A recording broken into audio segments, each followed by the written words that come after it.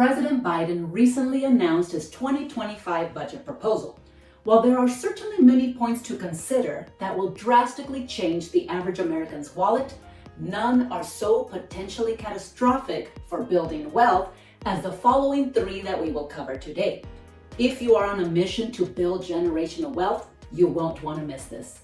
Hi there and welcome back to the channel. My name is Sylvia Christensen and I am the Associate Broker at Wealth Builders Realty in the Boise metro area of Idaho. We are a full-service real estate company whose primary goal is to help beginning investors build the life they want using one of the most powerful tools available. On this channel, we cover all manner of real estate investing topics to help you achieve your goal of financial independence and generational wealth. We also cover topics that have the potential to hinder those plans. And today's topic has all the makings of a disaster waiting to happen should these proposals become law.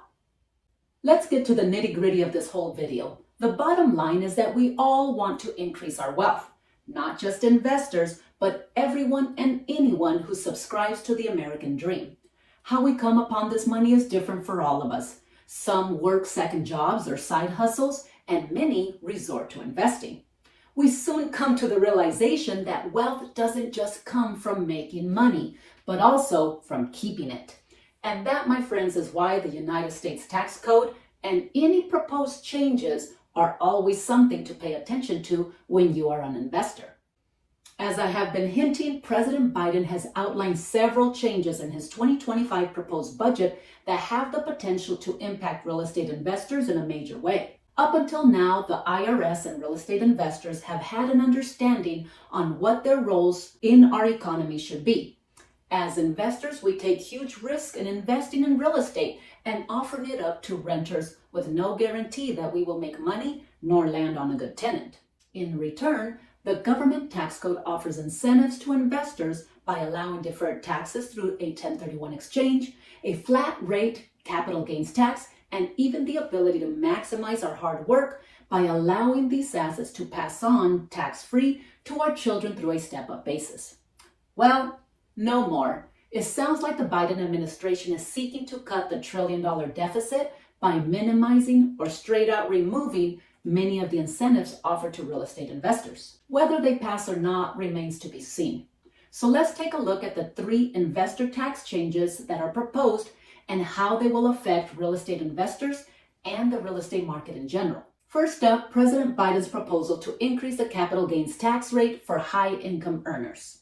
Capital gains taxes apply to any profit realized on an asset. For the purposes of this channel, we will be speaking specifically about real estate assets. When you sell a property at a profit, that profit you realize is taxed by the government at specific rates. And that rate is dependent on which bracket you fall into once you add up all of your income. Taxable income will include your wages, any 1099 money, and the income you made on the sale of your real estate. Currently, if you held the property for less than 1 year, you are subject to ordinary income tax rates ranging from 10% all the way up to 37%. If you own the property for longer than 1 year, then you are taxed at long-term capital rates, which are a flat 0%, 15%, and 20%.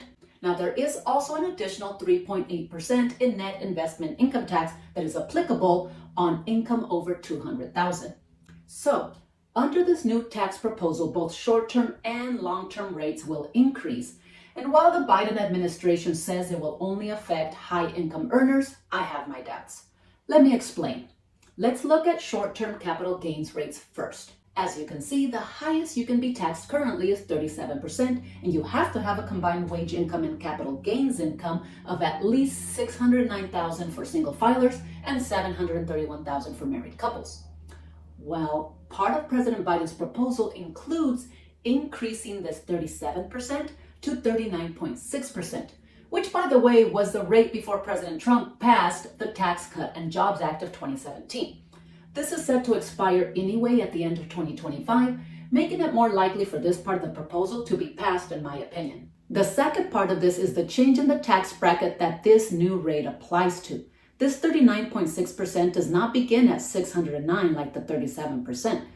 Under the new proposal, that will change to $400,000. Now, I would expect to see a change in the rest of these brackets as well, as these brackets adjust to accommodate for the $331,000 difference between what is now to what is proposed. It only makes sense that the rates for just about everyone, not just the wealthy, will shift most likely up to the next tax brackets. The second part of this change is for long-term capital gains. In this case, if you held a property for longer than 1 year and had a taxable income of over $1 million, then instead of paying that flat 20% on that capital gain, you would now be subject to the highest ordinary income tax rate, which I just told you would be raised to 39.6%. But that is not all. I mentioned earlier that there's an additional 3.8% net investment income tax that is owed by anyone breaching a modified adjusted gross income of $200,000 for single filers and $250,000 for married couples. So if your income, including any investment income, is above these, then you are also subject to this 3.8%. Only the proposal is now to increase this to 5%. So if you make over that $1 million income, you are paying 44.6%, almost half of your income in taxes. And this does not include your state income tax. This next change will affect every real estate investor. In short, President Biden's proposal will abolish the 1031 exchange. 1031s have been around in some form or another for over 100 years. And hands down, they're one of the best tools for accelerating your investment growth. If you are not familiar with what a 1031 exchange is, in a nutshell, doing a 1031 exchange will allow that investor to avoid that 44.6% tax by letting him reinvest the full proceeds of that sale into another property. Since there is no limit to the number of 1031 exchanges you can do, you can continue to roll the proceeds from one property into another more valuable property over and over. Going from a single family home to a duplex or a fourplex to a 10-unit apartment is not unheard of. And you can listen to many real estate investors who will all tell you that they didn't start at the top, but rather the bottom. Clearly, with the elimination of the 1031 exchange, anyone selling a property to buy another one would have much less money to reinvest. If you had to do that every time you wanted to improve your investment, there would be a limit to how much you would want to grow.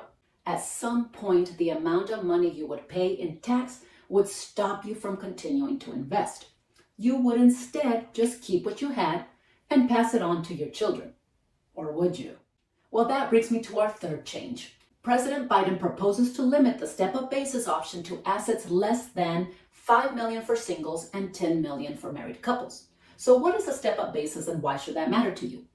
Step-up basis is an interesting perk.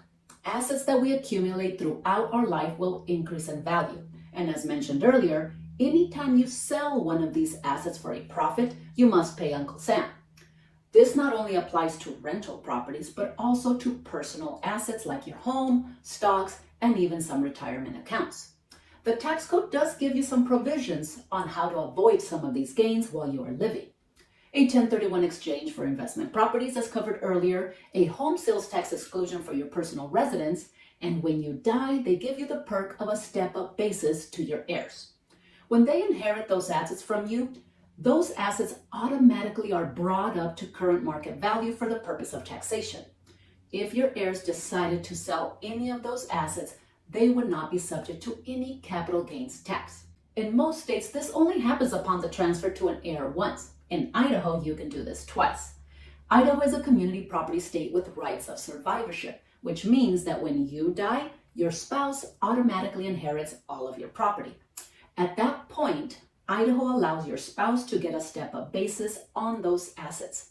Then, when your spouse dies, your heirs, most likely your children, also inherit the property with a stepped-up basis. Here is the nuance with this proposed change. If the assets being passed down to your heirs are under $5 million or $10 million combined, which means both you and your spouse die at the same time, then you can continue to pass these assets down tax-free to your children. If they are more, then the portion above that limit will be taxed at capital gains rates. You might be thinking that $5 million is quite a bit, but we are only considering real estate in this video. This limit applies to all your assets, like art, valuable heirlooms, stocks, and other collections. When it is all accounted for, you might easily be over that threshold, especially if you are an investor trying to pass down wealth to your children.